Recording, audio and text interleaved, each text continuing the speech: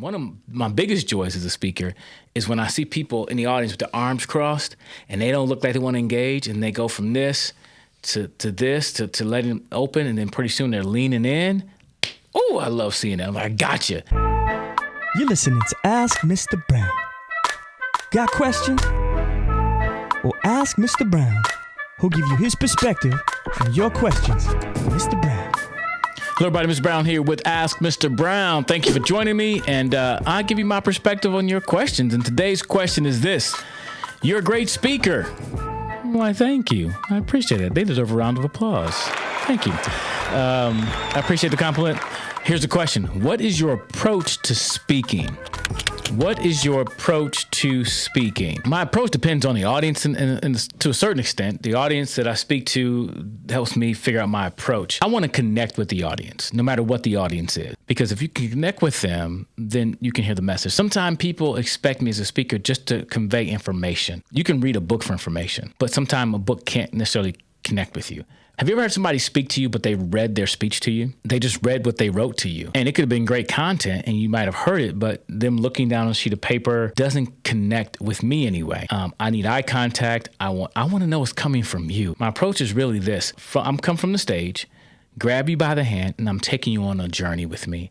And I'm showing you the things along the journey, the sight. I'm walking with you, and we may have laughter. We may have tears, but we're going on this journey together. And I don't approach it as, here I am with all the answers. I'm the man. Listen to me. For me, it's not about just conveying information. It's about connecting with people, engaging. One student came to me and said, Mr. Brown, I liked your show. Called it a show. And often students don't know what to call it because they say, I like your speech.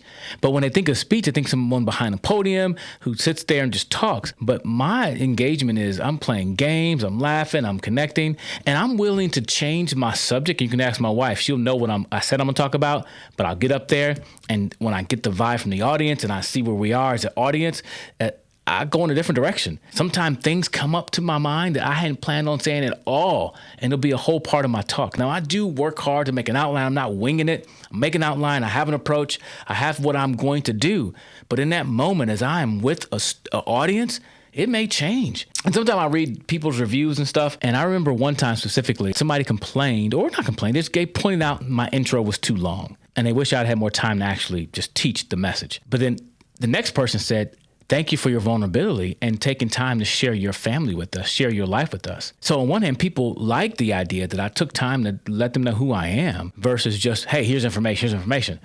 Because I want to connect with you too. I want to know who you are before we go on this journey together. And I remember I had a teacher give me that feedback. She said, you spend too much time talking about your family. And I said, okay, I'll take that under advisement because I listened. And I told that to another group of teachers because I wanted feedback from them. And one of the teachers said, I thought the same thing at first. But when I realized these kids need to connect with you to see you as a real person before they will listen. And both those helped me because I try to balance that.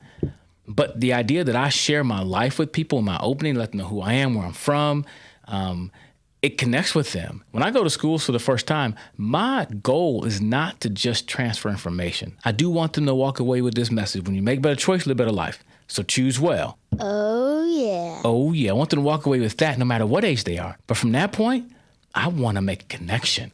I want them to be able to know me, respect me, listen, because now we have a chance to follow up with other information, whether that's me coming back to the school, whether that's them going to my YouTube channel, follow me on social media, whether that is watching my videos in the classroom, through the curriculum we have, through our video library.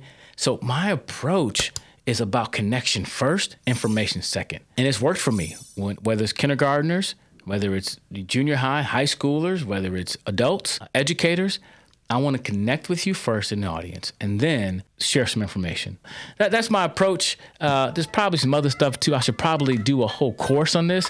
Oh, I did. I did a little course called Epic. And you can check it out. I'll put the link in the description here where I talked about my approach and how you can have confidence to help you when you stand in front of the audience. If you use the Epic method, it will help you. So check that out. The link is in the description to learn more about my approach to speaking through the Epic method. So with that said, thanks for submitting your question.